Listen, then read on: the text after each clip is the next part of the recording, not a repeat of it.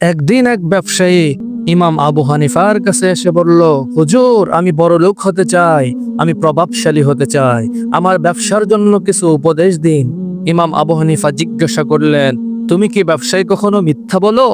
ব্যবসায়ী মাথা নিচু করে বলল, হুজুর, কখনো কখনো একটু একটু বলে থাকি, ক্রেতাকে আকৃষ্ট করার জন্য।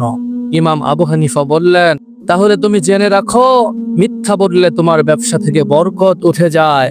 ব্যবসার সততা বজায় রাখো, আর আল্লাহ তোমার রিজিকের ব্যবস্থা করে দিবেন। আল্লাহু খায়রুর রাযিকিন। কিন্তু সেই ব্যবসায়ী ইমামের কোনো উপদেশ মানল না।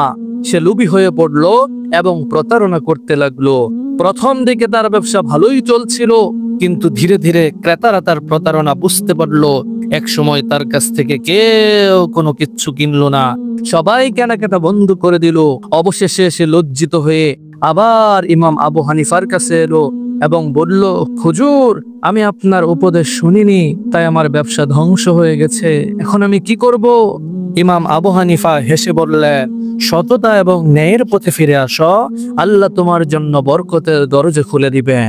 আপনিও যদি বরকত পেতে চান, আমাদের ইসলামিক ভিডিওটা শেয়ার করুন, লাইক করুন এবং আপনি সকলের মাঝে পৌঁছে দিন।